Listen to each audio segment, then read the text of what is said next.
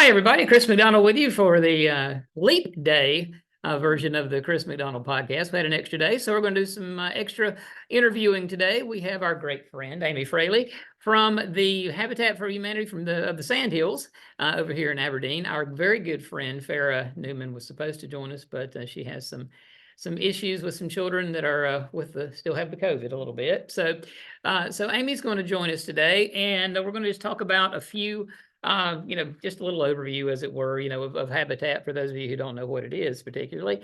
But also, we're going to talk about some very neat initiatives you got coming up here in the next couple of months.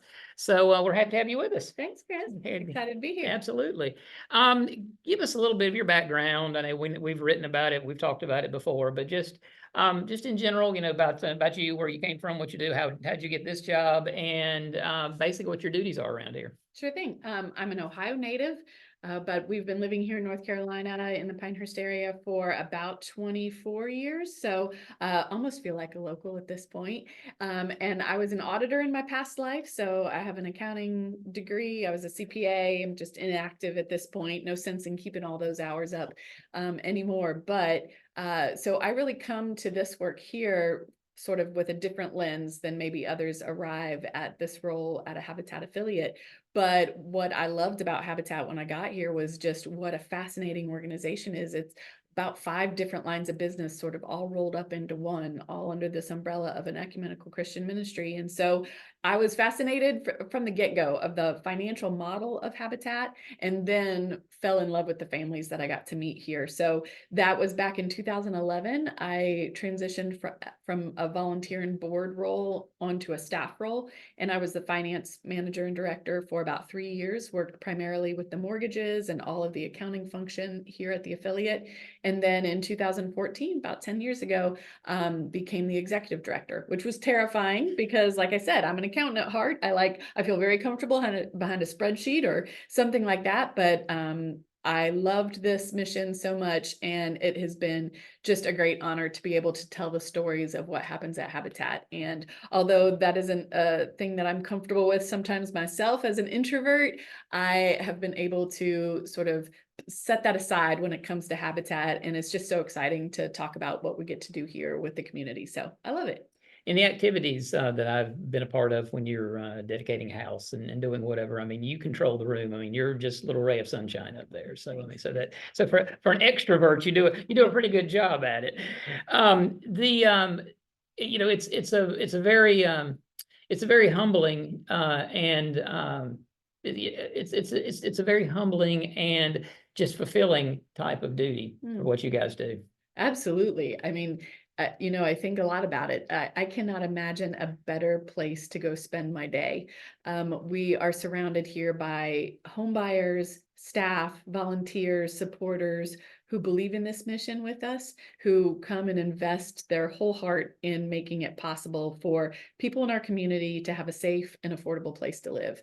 I think at the heart of what we're doing, we're in this growing economy here, and so many places are in this situation right now where housing costs and values are skyrocketing. People aren't able to live in the community that they work in. And as a mom or parent or anyone, we know what that means to an entire family. If you have to drive an hour to get home after your day of work, and your child wants to participate in after school activities or be part of the community, that really limits what they can do and what you can do. And so we want to make sure that for the people in our community who are working in these essential work spaces for us and are willing to put in a ton of time and energy to better their lives and be a part of our community, we want to know that we've got some space that we can say, okay, if you do that, we've got a great affordable place for you to live, that you can build equity for your family. That's something that a lot of people in our community have never been afforded the opportunity to do. So for various just sort of legal things that happened back in the day, and then sort of that systemic situation that we have. So we know we can't solve it for everybody, but we really sort of pride ourselves in finding the diamonds in the rough, people who, if you give them a little bit of belief in themselves and a little bit of a support system and a sort of a safety net, that they can thrive. And that's who we try to focus our energy on. One of the things that's always amazed me about Habitat is that you use the word equity, and be it sweat equity, be it legitimate, literal Right. equity and whatnot. And it's really, accountability is what it comes down to with that. Talk to me a little bit about, about the process, on the little level, just a low level here, just to give an idea, just, about what the process is. You're not just building a house and say, here, it's yours for free. Correct. Okay. A lot of people, that's the misconception. Yeah, misconception. that For is. Please tell us about that. Yeah, so it's sort of a layered system here, a scaffolding of things. So first of all, just to even be able to be accepted into our program as a potential home buyer, you have to meet our financial requirements, which is that your household earns between 30 and 80% of the county's median income. We actually increased that upper limit from 60 to 80% a couple of years ago when we were seeing sort of this dramatic increase in house costs and house prices in the area. So that allowed us to capture a few more professions that maybe we weren't serving before. So, a family of four could be earning about $72,000 this year and still be in our wheelhouse. And I think that's surprising for a lot of people. But what also is surprising for people is how someone who's earning $70,000 a year really would struggle to find an affordable place to live in our community. So they have to meet those financial requirements on an income side. And then from a debt standpoint, they cannot have more than a 10% debt to income ratio, because then we'll be adding a mortgage to that. So for most people, that means they could have a reasonable car payment, but we are right sizing a mortgage for somebody. We are guaranteeing the affordability, and we don't want that debt to income ratio to ever be more than 40%. So we want to make sure that folks are in a good space with their current debt load before they go through our program. And I would say that's the number one thing that keeps people from being successful when they apply with us. Sadly, it is way too easy to get yourself strapped with debt in our society these days. And so before people even realize the impact it's having, they have dug themselves into quite a hole. So one of the great things about Habitat is that if you do apply, and that is why you were not successful the first time, we have volunteers and staff who are willing to work with you to help get you on a path to get your credit in shape so that you could successfully apply in the future. So we do our applications just once a year in August, both for our home ownership and our aging in place program, which is our critical repair program. So at that time of year, we take in the applications. It's very competitive. Last year, we had about 200 people come to our information session. We had 95 full applications turned in, tax returns, pay stubs, filled out everything in, like they're ready to go. And from those, we were able to pick 15 families to go on sort of be a graduating class together.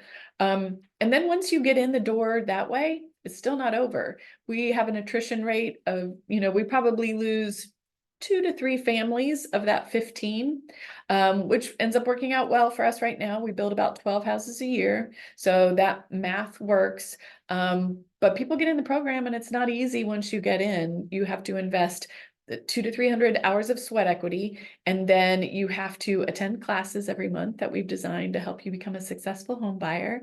And then at the end of that process, you are buying a home with a mortgage. And so for some people, it's just too much work. And we understand this is not an easy program. And sometimes life gets in the way too. You start in the program and then something has happened. And we always, if we have a deep partnership, we always say, hey, you are welcome back. If life changes in a way that makes this the right fit for you 2 or 3 years from now, come on back. That's great. But it's very important to us that we adhere to all of the rules that we've got in place so that when we sell a home, we feel confident that that home buyer will be able to be in their home successfully for decades down the road. Right. And you're also building communities as well.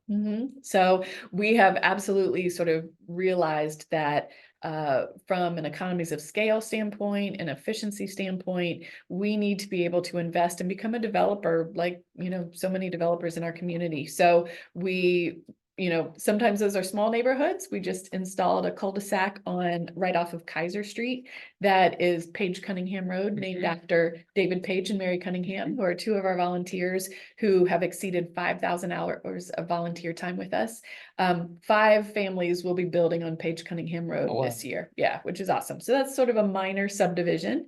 We then have sort of a medium-sized one on the horizon in Ador, which is near Pine Bluff. And we will be putting 12 houses into a tract of land that we purchased in Ador. Actually, right now, they're probably moving the earth and getting that going for us, which is great. Land development takes a lot longer than you might think. Absolutely. So those are houses that we plan to build on next fall. So that's sort of a medium-sized subdivision. And then we recently purchased 103 acres in Aberdeen, which will be a very significant community for us, probably about 150 habitat homes in that community. We will build that out over a decade or a decade and a half. And then we are actually partnering with local employers for the remaining part of it. Some of it will be commercial property.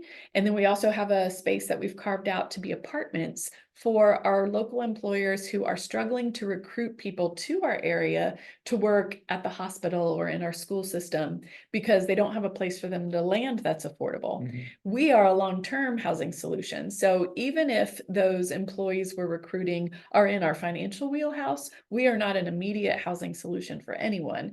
You have to live or work in our community for at least a year to even apply with us. And then it takes you 2 years to build your house. So 3 years at best, and it is the total. So what we're doing with those apartments is we are creating a system of master leasing where our local employers will be able to guarantee the tenancy of those units. And then they will sublet those to their employees that they're trying to recruit to the area.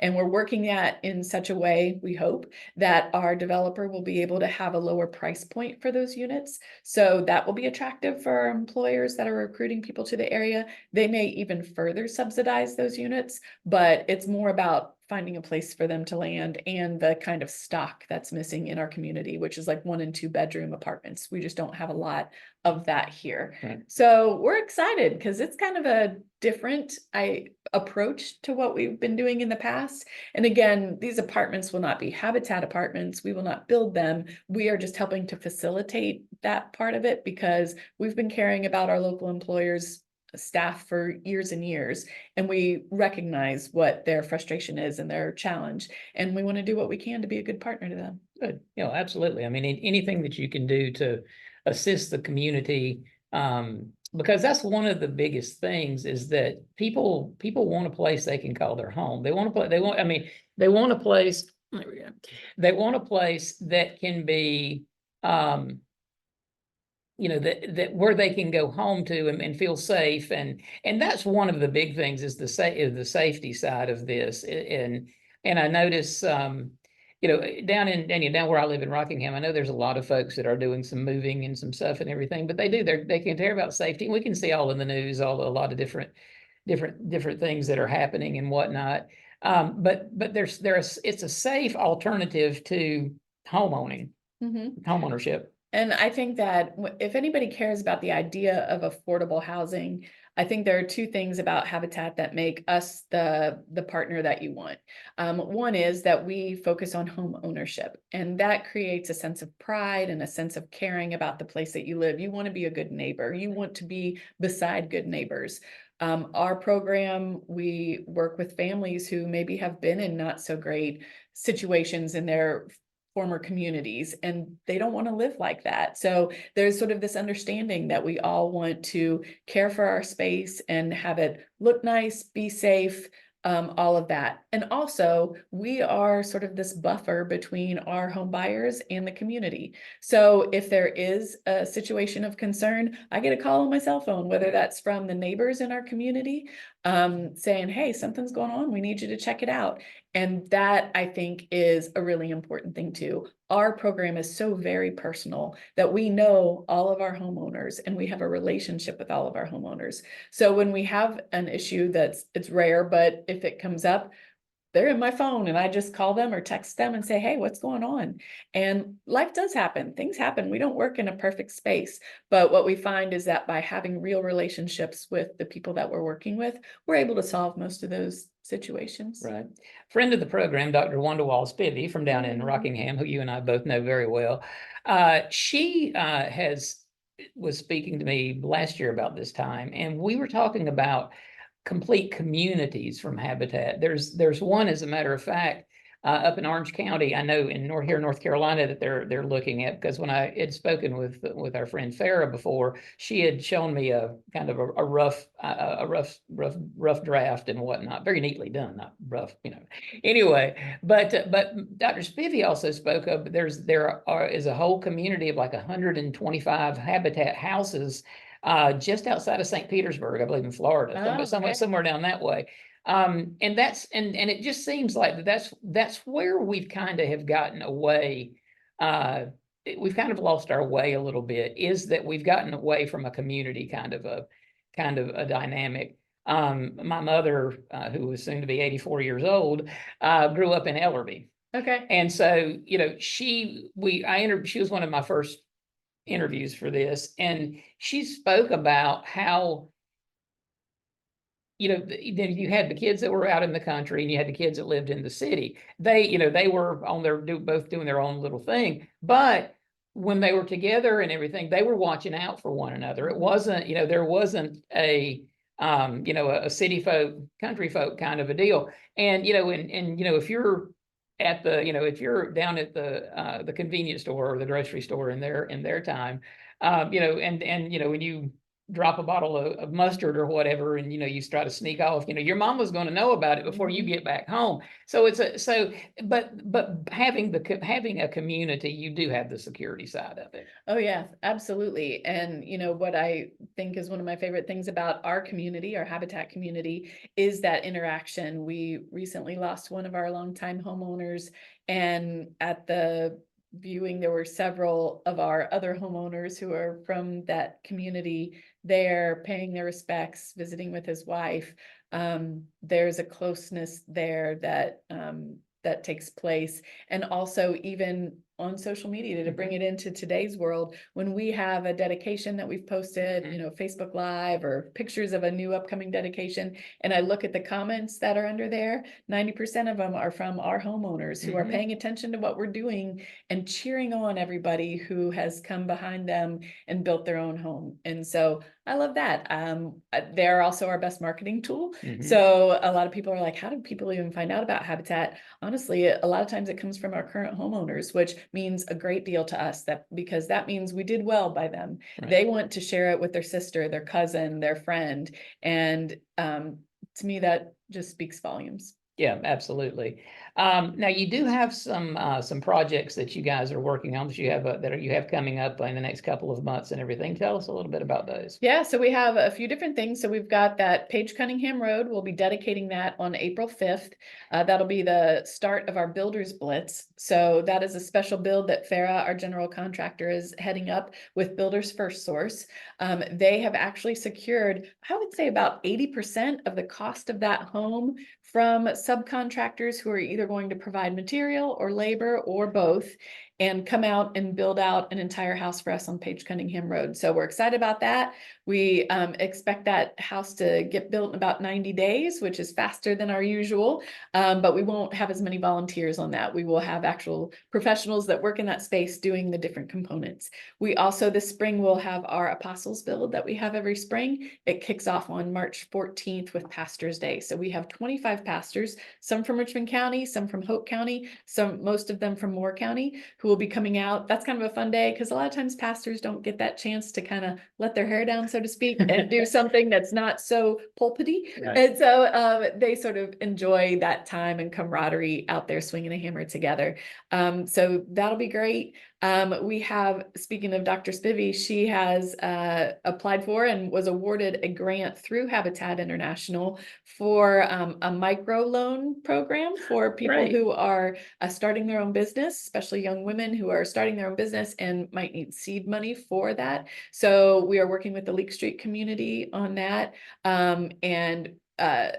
We will have a series of workshops, and then those microloans will go out. So that's sort of a little bit different than our typical work that we do. But when I saw that opportunity come across, I sent it to Wanda and I said, oh, I think this has you written all over it. And she's fantastic. And so she has just run with it. And we're excited about that too. So a lot of just exciting things that we have going on. We have a Women Build house underway right now. It will dedicate in just a few months. One of the things we try to do with our sponsored builds is find audiences that might not automatically see themselves out on a construction site. right. And women is certainly one of those audiences. So what I love about our team is our guys are incredibly smart. They build a great house, but they also especially love teaching, and they love pushing people a little beyond their comfort zone, which is what happens to all of our home buyers who are putting in their sweat equity.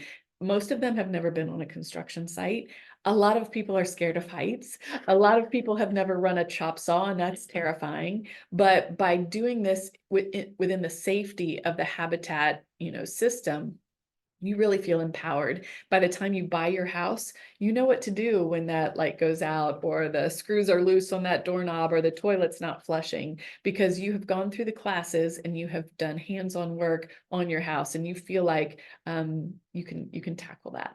You not only get a house, you get practical training as you go along Right. on how to keep the house. Yeah. Can you think of any, one or maybe a couple, of instances that the folks who wound up with the house, kind of gave you some big wow moment? Oh my gosh, well, all the time. But, a recent one would be, we had our Women Build empowerment brunch just last week.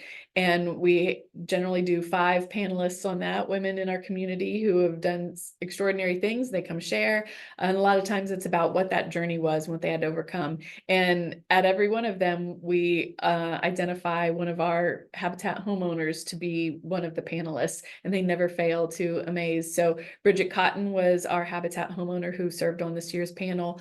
Bridget built a house with us, and then not long after that, her husband had passed away from cancer, and she raised 3 very young daughters. They are all through college now, and Bridget has opened her own business, Angel Hands Massage Therapy. She is also a sitting council member for the town of Taylortown. Oh, wow. She is an incredible, just community spirited person. And this was a wild story that came about at the end of the lunch.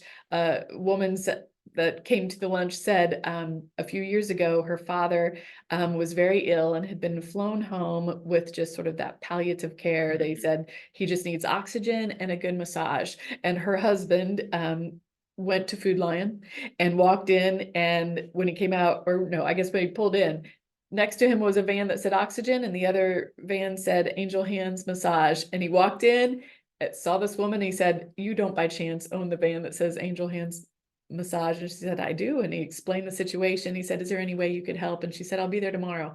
And so the woman who came to the lunch had no idea who that person was. And then as Bridget was telling her story and talking about her business, she made the connection. And wow, the serendipity, I guess, of that is just incredible. And we find that a lot with our home buyers. They are people in our community who are the friendly face at the ER if you have to go. They're at the grocery stores, they're helping in our classrooms, they're doing all sorts of things that make this such a wonderful place for us all to be living. So we're very honored that we get to share in a journey with people who are such go-getters, and just be a small part of their success. And being in that community does certainly help that. And in your position, you just don't send them out. I mean, you're there. You go to each one of the builds. You're there to, you're not there every day, but you're there, to participate, to help, to do everything else. You keep your hand in everything. Yeah, well, we have a staff team. Our supervisors are on the build site every day. So any day that you come out, you're going to have 2 to 3 professional supervisors who are OSHA trained. They are there primarily to make sure you're safe, but then also to get a lot of work done and also have fun. That's the extra gravy that we have here at our affiliate. We have the funniest, just the best supervisors ever. So they really take that ownership of that end of the work that we're doing. And then here in the office, generally, you're going to find us getting the budgets done, getting the bills paid, getting the stories out, because it's important for people to understand who we serve. All those people that have the misconception that we give away our houses, and that they have painted this picture of who they think buys a Habitat house. We want to make sure we're getting the stories out there to the community, because we feel like we're just one of the best investments you can make to create a great community. So we got to share that. Right. It's not just the the mother or the mother with the kids that have fallen on a hard time. It's families. I mean, Oh, yeah. it's more, it is, you guys do cover the whole gamut. I mean, just, from. We do, and I would say our family makeup and dynamics are becoming even more diverse than in the Mhm. past. Ages, racial demographics, who it is that's coming to Habitat, is that audience is expanding as the ability to purchase attainable housing in our community is shrinking. So, yeah, we're very, very proud of the many different types of families that we get to serve. Because housing starts in the community are going through the roof. I mean, you can drive around anywhere around here and all, but fine, start all you want to, but you got the A word, you got affordability, and that's where the problem lies. It is, and that's where our model's so important because we guarantee the affordability. So here's a good example. We are recycling a home, which is what we call it when we have a home that comes back to us from an original home buyer. So sometimes people move and they will sometimes sell back to Habitat and we pay out their equity. So this particular house we built in 2018, it appraised for $145,000 when we built it in 2018. We just recycled it, which didn't require any huge upfits. The roof is still good, HVAC is still good, but we did cosmetic things. It appraised for $282,000. Holy cow. Same exact house, It same neighborhood. doubled. It doubled. So that's what we're facing in our community now. Now, our home buyer will only pay 30% of their income. That's what we call affordable. Right. So regardless of what that appraisal went up to, we limit it there. That's difficult for us because we also make sure that their escrow will be covered. So all their property taxes and insurance all get elevated when the house valuation is that high, but we still limit it to 30% of what they can pay, which means our subsidy is much bigger than it was 5 years ago when those houses were appraising at 145,000. So it's getting more difficult to do what we do, but we're just working harder and we're just trying to be as creative as we can so that we can serve as many families as possible. A quote that you have hanging in your workroom in there, and this is from President Carter. God, we hope he's, gosh, he's in palliative care himself now, but he's hanging in there. He's something else. A lot of times we learn about service, we learn about love, and we talk about it, but Habitat lets us put it all into practice. We got about 3 minutes left and everything. What does that quote from him mean to you? Oh, yeah. I think that is what speaks to me about Habitat, because I think a lot of people care about this idea. I think a lot of people appreciate if they got to grow up in an affordable home, especially in a home ownership situation. I think they appreciate that. Many people do, and they want to make that possible, but it's a very complex problem and they don't know how to take a bite out of it. And I think what our responsibility is to create the vehicle by which many people can come and participate with whatever background and skill level and time and treasure they might have to give, and that we figure out how to bundle that all up and make this whole thing of affordable housing happen. So I love that. I love our creative team that has taken, let's say, our Aging in Place program, and that has just exploded. So we have invested about $700,000 in critical home repairs, not for Habitat homeowners, but elderly and disabled people in the community who might need a roof replaced or windows replaced or a wheelchair ramp, something like that. We are just always trying to figure out how we can serve one more family at least than we did the year before. And luckily we have a very small staff team, but a very large team of dedicated volunteers who help us invest as many of the dollars that come our way into the 2x4s and the windows and the trusses and everything that make that happen. And we're grateful. So, but that's what we feel like is our responsibility. We want to figure out how to serve families, but also make it fun for the people who want to come take part in it. And we feel like that's the secret sauce too, is just have a good time. What we're doing is great. I always say I appreciate our local nonprofits who are crisis intervention specialists. That is not us. Right. We are here for you when you are sort of getting on your feet and you're ready and you're determined and you need a good partner to travel with you who can say, hey, we've done this before, we can show you the way. And then by bringing along our community in ways that are creative and fun and empowering and impactful, we think that we can just keep continuing to grow and grow the work that we're doing here. if they want to get up with you, what's your website? Sandhillshabitat.org. I would absolutely encourage anyone to follow us on Facebook or Instagram. Absolutely. We try to post there most days of the week with everything from little stories about our volunteers to our dedications to just ways that people can get involved. We have a new to Habitat orientation on the third Saturday of every single month at 10 o'clock right here in this room. So that is just our chance to give an overview of everything we do here, so that if you come and you just volunteer as a cashier in our restore on Tuesday mornings, you will know how you fit into the overall puzzle of Habitat. And I think that's the key too. There are so many things, talents that need to be contributed to make this mission work. So if you have a heart for it, we promise we can find something for you to do. Absolutely. Well, we thank you so much for joining us, Farrah. We miss you, dearie. Yes, We'll certainly post this and send it out so you can send it all to your friends and minions and whatnot. But again, thank you so much for being with us. Thanks. Well, folks, that's it for today. We'll be back next week. Next Tuesday is Super Tuesday. I don't know. I might get a little freaky and do a little political one, but we don't know just yet. But we'll see. At any rate, we thank you so much, guys, and you have a great day.